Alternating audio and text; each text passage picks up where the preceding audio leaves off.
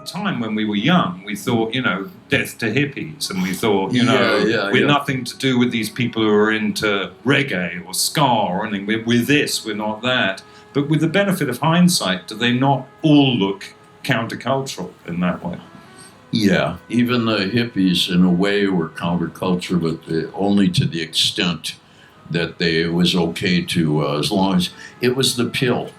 Birth control pill changed a lot of things. I remember when everybody started popping those, and basically in the U.S., I lived in a college town, and everybody wanted to fuck everybody else. Everybody just for practice, or for, well, what's it like with somebody like that? I don't know, So he's cute, whatever, It was like taking the restraints off, taking the governor off of everything, and it was a technical thing. Yes, but it didn't stop there was this great will to organize and prosper that exists in the U.S.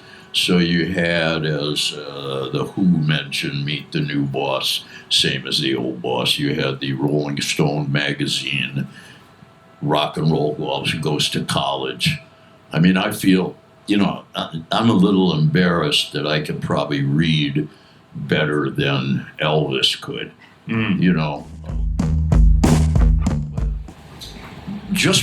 Shortly before that album, I was playing vacuum cleaner with the band and inventing instruments in junkyards and doing strange performance presentations.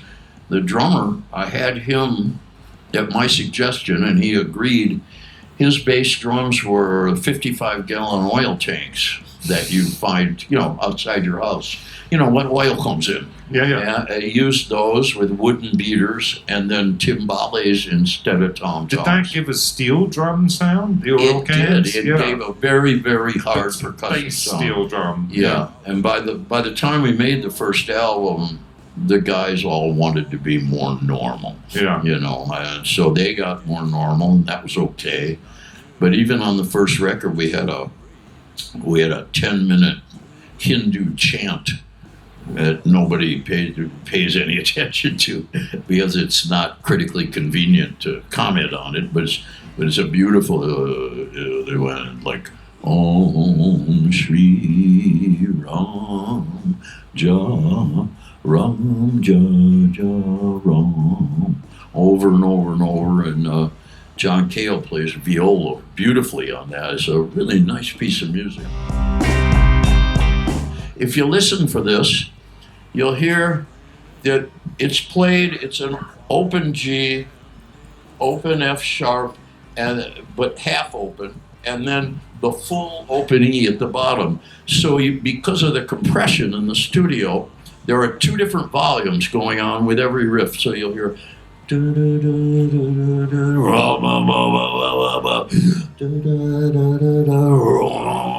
and because of that change of volume, it's not too noticeable, but it gives the song a kind of a like as if you were at C. I think the company, when they put it out on CD, one of the tragedies of the early Stooges was the professionals at the record companies.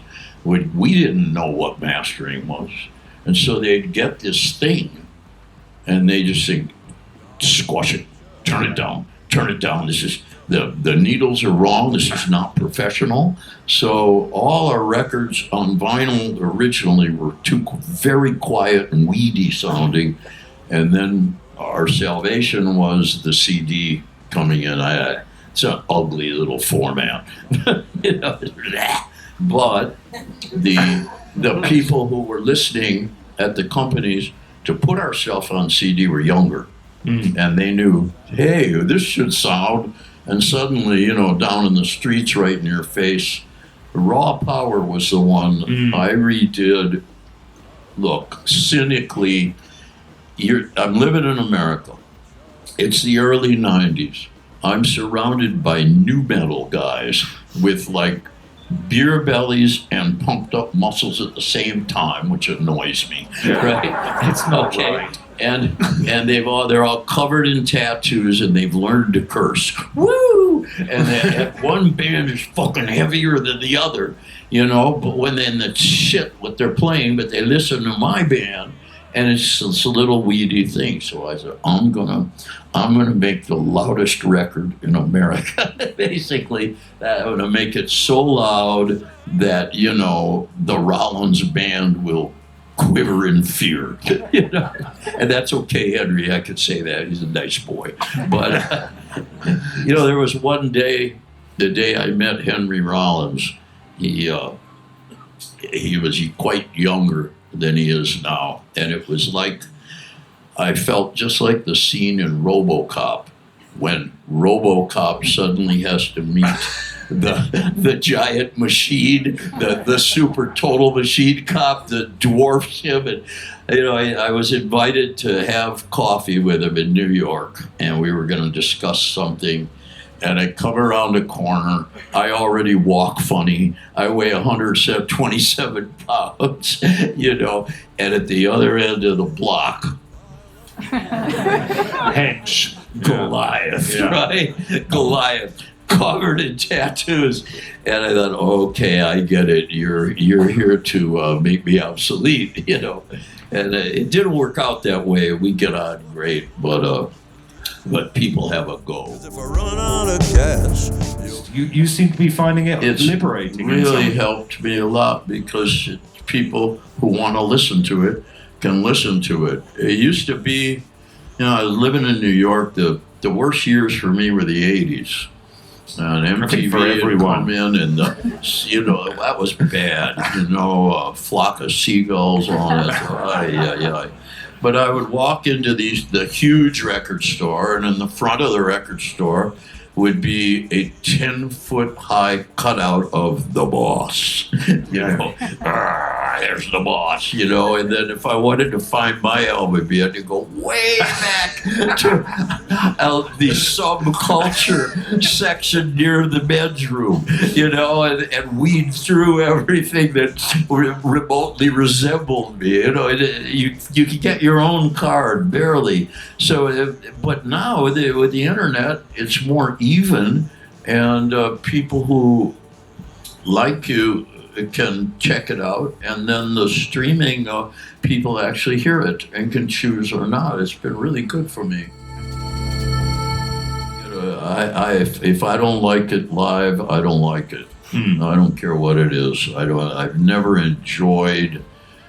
There are people who can put together, sort of knit together a wonderful little thing that sounds almost like some other record that was a hit for some reason and put it out, and I just don't go for that shit. I mean, there's one guy I really like, who does many archaic sounding things among his records, called the Divine Comedy, Neil Hannon. Yeah. But then when he goes out, the way I got into him was I saw a picture of him playing live with a tree-corn hat on. and I thought, who is this guy? He's a tree-corn hat. He calls himself the Divine Comedy, and then that was what hooked me. And then I listened to him, and I listened to National Express. And it's like a bouncy piece of 60s British pop, which I hated at the time. But now that it's gone, it's nice to hear him do it, and do it perfectly and well, and that's okay. That's okay for me. But when it just can't come over live, nah.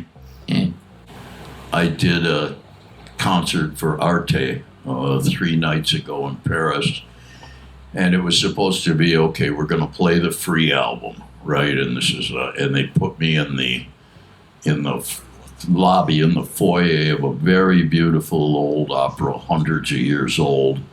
And I went back. It was for an invited audience of 250 people. So I went backstage, and I asked. I had a suit on and everything, and I asked my French impresario, is this going to be a bunch of de la so-and-sos, you know? And he said, no. I said, well, what is it going to be, a bunch of yo? And he said, no, none of that.